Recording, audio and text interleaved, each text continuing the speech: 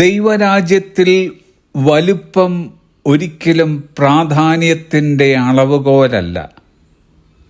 മനുഷ്യരുടെ പ്രതീക്ഷകൾക്കപ്പുറമുള്ള ലക്ഷ്യങ്ങൾ നേടിയെടുക്കാൻ ചെറുതോ അവഗണിക്കപ്പെട്ടതോ സാധാരണമോ ആയ കാര്യങ്ങൾ ഉപയോഗിക്കുന്നതിൽ യേശു കർത്താവ് താൽപ്പര്യപ്പെട്ടിരുന്നു എന്ന് തിരുവെഴുത്തിൽ നാം കാണുന്നു.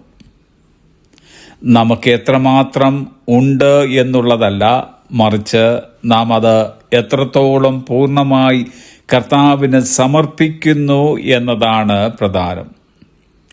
ബാലകന്റെ കയ്യിലുണ്ടായിരുന്ന 5 അപ്പവും 2 മീനും കർത്താവിൻ്റെ കയ്യിൽ കൊടുത്തപ്പോൾ ആ ബാലകൻ ഉൾപ്പെടെ 10,000-ങ്ങൾക്ക് ഒരു നേരത്തെ ആഹാരത്തിന് വകയായി.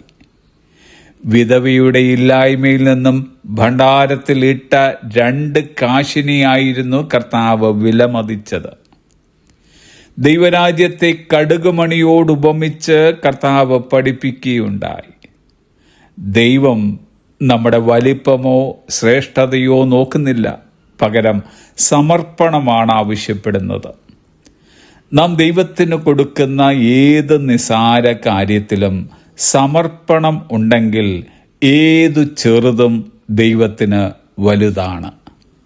നമ്മുടെ ചെറിയ പ്രാർത്ഥനകൾ, അനുസരണത്തിൻ്റെ ചെറിയ പ്രവൃത്തികൾ, ശ്രദ്ധിക്കപ്പെടാത്ത ത്യാഗങ്ങൾ, അല്ലെങ്കിൽ നിശബ്ദ സ്നേഹം പോലും യേശുവിൻ്റെ കൈകളിൽ ശക്തമാകുന്നു.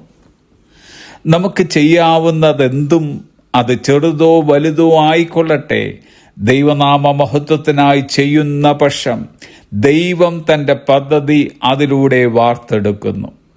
നാം അറിയാത്ത മേഖലകളിലേക്കും നാം സ്വപ്നം കാണാത്ത ഉയർച്ചയിലേക്കും അനുഗ്രഹത്തിലേക്കും അത് നമ്മെ നയിക്കുന്നു. യേശു കർത്താവ് ഇന്ന് നമ്മോടെല്ലാവരോടുമായി ചോദിക്കുന്നു, നിന്റെ പക്കൽ എന്തുണ്ട്?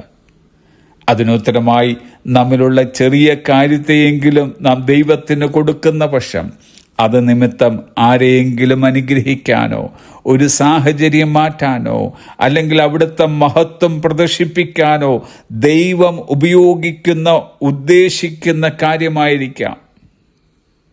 നാം എന്താണോ ക്രിസ്തുവിൻ്റെ കാൽക്കൽ ഇന്ന് വയ്ക്കുവാൻ ഉദ്ദേശിക്കുന്നത്, ആ ചെറിയ കാര്യങ്ങൾ പവിത്രമായി മാറുന്നു.